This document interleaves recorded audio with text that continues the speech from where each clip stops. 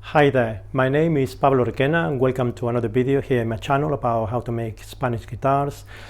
And before we go into this video, it's just a quick reminder about the online courses that I have available on my website, which is in the description of this video, and also about the courses that I run here in Spain, which also you'll find the link on the description of the video. And just in case you want to come over and build your own guitar, this is a great opportunity to be able to do that.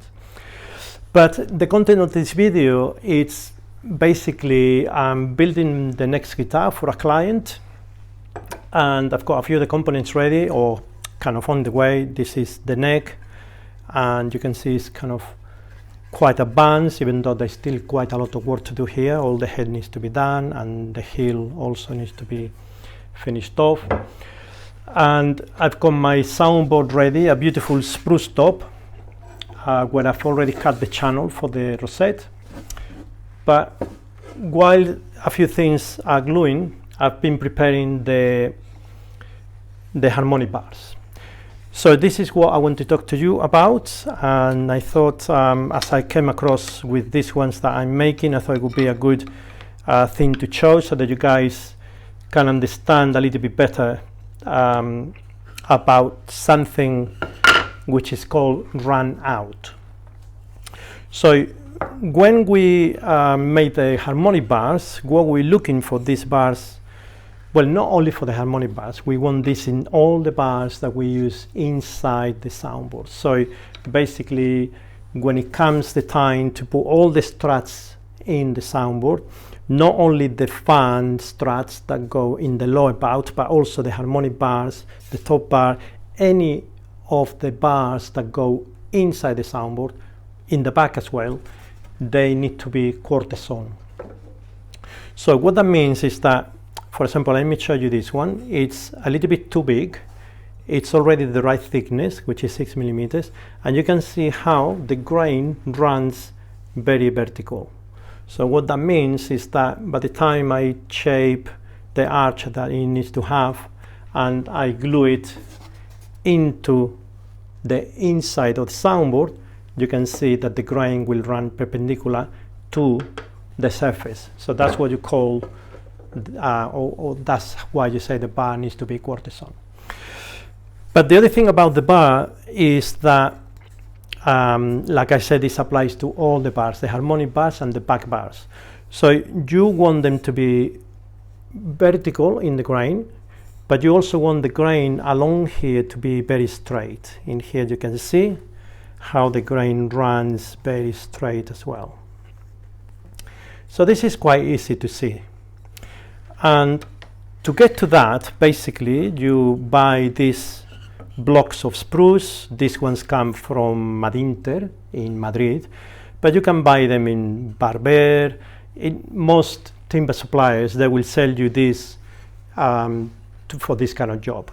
And these pieces of spruce, they usually come from pieces that have been selected for violins, but they're not big enough to be able to get a violin out of it. So instead of throwing them away, they pass them on to people who make guitars like myself.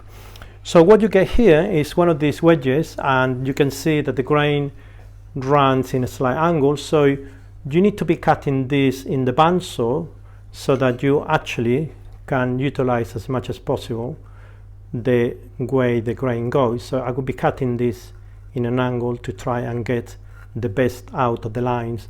And you can see in this piece how the grain runs very straight, and it's reasonably tight together as well. So this one is even tighter, you can see here. But you can see that in this block I've made a note, bar run out. Not in this one though. Why is that? Okay, because apart from the fact that we want the grain vertical and we want the grain to go all the way along the length of the bar, we also want the grain to run along the length of the bar on the face. So this is a concept that this is what I wanted to talk to you about, because this is not so easy to see and to detect, because at the end and on this face is very easy to see the grain. It's not a problem. But how do I know in which direction is the grain running in here? Because here you got a few marks, like for example you got this mark here, or you got this one here. Well, these ones, they're not really indicating the run out. All they're telling you is that when we've cut along, one of these lines come to the end and it shows in this way. But that doesn't mean that the grain doesn't run along the piece. So you need to look for other signs. So let me see if I can see on this block, which it's not so easy to see, but I can see this little line in here. Not that one, which is part of what I said before, but this one there. And I can see that this line runs fairly parallel to the length. Let me see if I can get another one somewhere. You can see this is not really obvious at all. So here we go, another one. I don't know if you can see that in the video very well. So what this indicates is that the run out on this piece is not going to be an issue. But we are not always able to see the run out. For example, we got this, I got these two pieces from this block, which I know is bad. And it's not always possible to see. However, in this one, I can see already a little bit this line. Now, this line is going down in an angle. So that it's already making me think that there's going to be too much run out in here for me not to want to use this piece. But I'm not 100% sure because I don't have too many clues. So the best thing that we can do is to split the bar. Now, what it means is that if the bar is has a lot of run out, we don't want to be using it anyway. So when we split the bar, we'll be able to see if it's any good or not. So what we're going to do is to get a chisel to split it with, and there's many ways you can split this, but the way I do it is that I don't want to cut myself. So I get the chisel and I get my fingers well away from it, but knowing that when I do this I'm not going to cut myself, and I just bang it against the bench like that. And you can see where it's splitting. So you can see that this actually has too much run out.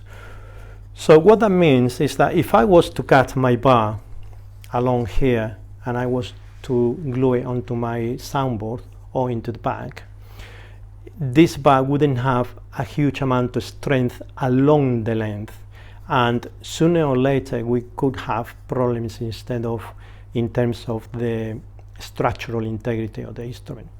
So for that reason I'm not going to be using this piece. However, if the piece is wide enough, you might still be able to get a bar, and what you could do is to, if the piece was big enough, you could try to split this wide enough so that you could get the harmonic bar out of here, which it won't happen in this piece. But what I can do is to use this one for reinforcements and small brackets that they still need to be quarter-sawn and without run out, but this is now small enough that I can play in this edge and cut strips from here, and I know that this piece would be good for smaller components, but not for a harmonic bar. So what does it look like when there is no run out? So let me see, because I've already split one of these ones, but I don't know where it is. Right, am I going to find it? Yes, here. So I've already done the thing with the chisel, and you can see how the bar has split. So I know that if I break this off, which I'm going to do, this is going to break where the fibers are and where the bar wants to break naturally. There you are. So what it means is that it's still not going to be 100% straight, but this is much more of a straight line, and you can see that it breaks along the whole length of the bar. So this is a much more suitable bar to be able to use the harmonic, to make the harmonic bar, because I know that it's going to have much more strength along the length without breaking too easy. Nevertheless, sometimes you get bars that when they split, it's even straighter. But to be honest, this is already acceptable. And all we need to do now is to plane it and to cut it so that we get the right shape, knowing that this bar is going to be much more efficient than this one. So really, that's all I wanted to talk to you about. It's a very simple concept, but it's something to bear in mind when you build a new instrument, because with every single component that you use for your guitar, you want to have absolutely the best quality and the best materials you can find. And again, this is one of those things that perhaps you already knew about, but many people will have noticed this little factor to take into account when you're making the internal components of your guitar. So I hope that you found this video helpful, and until the next one.